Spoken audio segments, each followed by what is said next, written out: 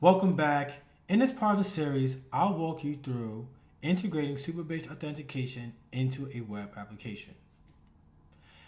This integration not only authenticates users using Zoom as a provider, but also automatically installs both a Zoom app and a Zoom team chatbot within the Zoom client during the integration process.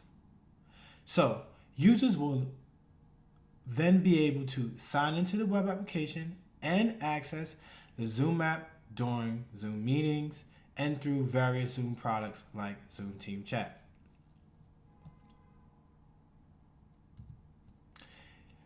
If you're just jumping in here, make sure you've already created your multi-featured Zoom app and completed the codelab on configuring your Zoom app, Supabase, and ngrok.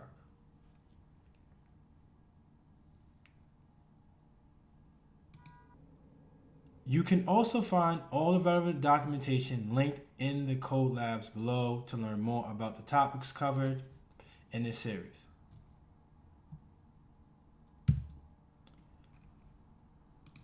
So, what is Supabase? Supabase is an open source alternative to Firebase, offering seamless database management, authentication, user management, and instant APIs, real-time capabilities.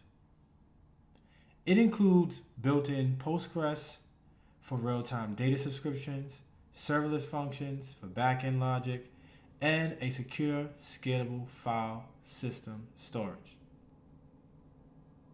Now that we have an idea of what Supabase is, let's dive in and get everything set up.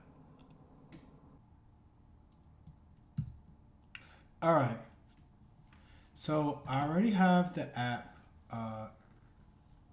pulled down and installed in my environment, and I have already installed the dependencies, and I have started my ngrok endpoints that is configured with 3 HTTPS tunnels, and I've already ran the app.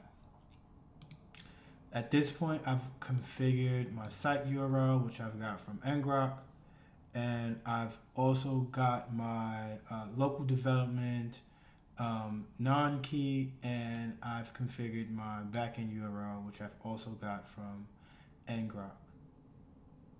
I've also configured my Zoom app and all of the other Zoom related credentials, which I got from Zoom Marketplace. Right here, I am showing you the example file.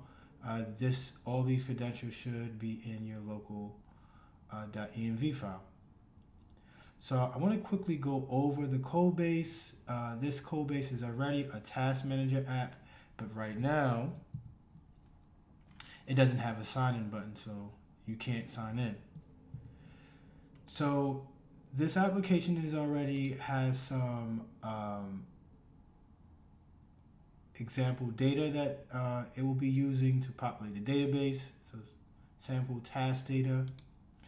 And it also has some utilities, Supabase utility functions that will handle creating a client and server Supabase clients, and also just operations for the database and middleware as well. The project file just is the projects for the Task Manager apps, and all of the Task Manager related app components can be found here in the Task Manager directory. Here is just some UI components that we are using, and then we have just some layout files.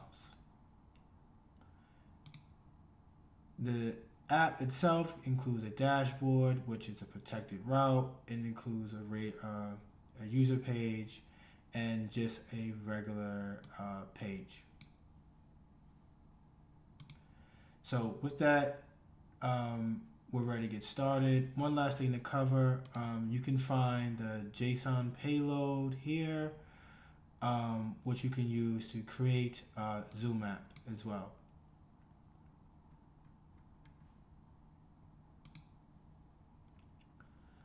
So now that we got that covered, let's dive into integrating Supabase authentication into this web application so that we can handle signing in using Supabase with Zoom as a provider.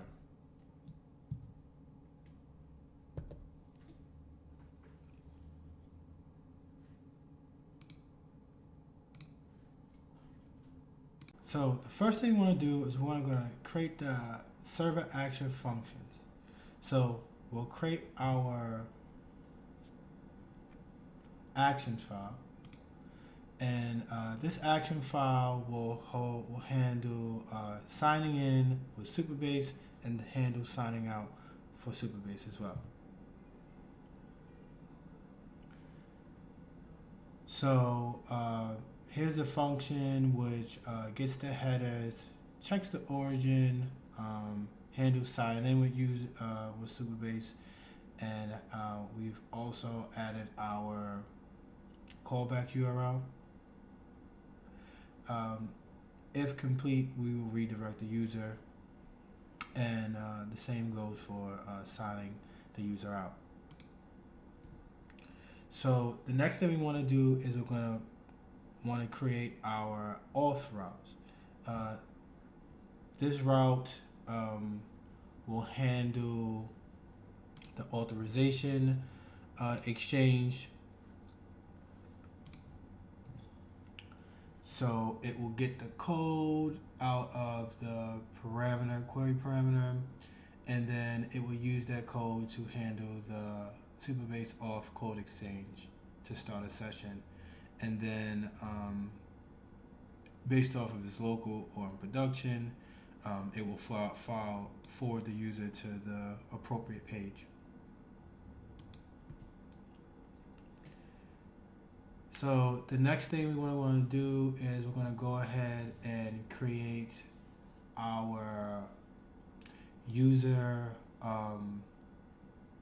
nav component. So what this component does is it gets the user's initials and gives us a drop down which allows the user to sign in or sign out, and also gets the user's avatar as well.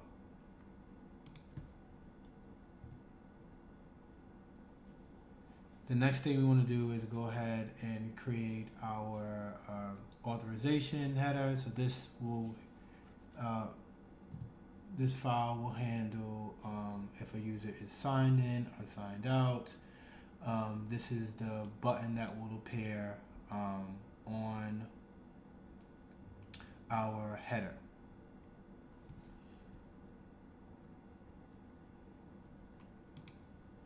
So the last thing we want to do now, now we have that set up, we want to go ahead and add our header component we just created, and we want to scroll down, and here we're returning no. Instead of returning no, we'll actually add our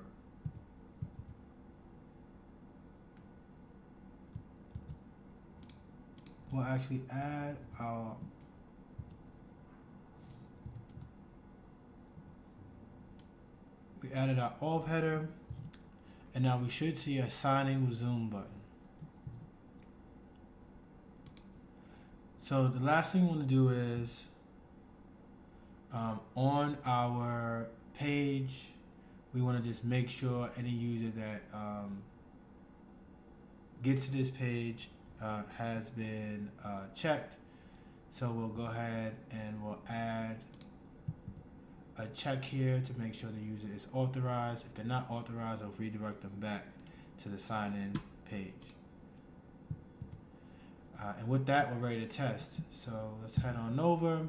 All right, so the last thing we want to do is, in order for Zoom app development, we need to add some headers. So we want to go ahead and we want to add our OAuth headers, which will allow us to securely develop with Zoom apps. So here we see we've added the same origin and some security headers. And now we are ready to test. So we see that we have that sign in with Zoom button, and when we click the button, we're being redirected to Zoom to authorize. So now we're being redirected to Zoom to authorize. So we hit sign in. So now we are being asked to just authorize this app with the following permissions. So you see that this app is already configured to enable Zoom apps within meetings, enables user managed apps within Zoom Team Chat, create apps, view meetings for users, view users, and some other scopes as well. So before hitting allow, we'll take a look at our client, and you can see that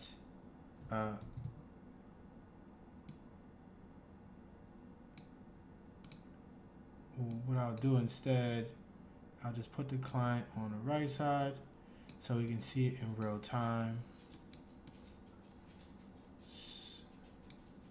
So as you can see right here, this is where the apps will appear. And right here I have all I have is Zoom Docs and Zoom Workflow. And on my Zoom app page, I have the following apps installed. So once I hit allow, you see that the Zoom app is installed into the environment. The user is successfully redirected to the dashboard homepage, and we see that we also have a message from the Zoom app that the Zoom app chatbot was also installed as well. So during the authorization, we successfully installed a Zoom app and a Zoom client, along with a Zoom chatbot within the Zoom client. And now we're ready to start integrating Zoom chatbot features into our Task Manager web app. That's it for now. Until next time, happy coding.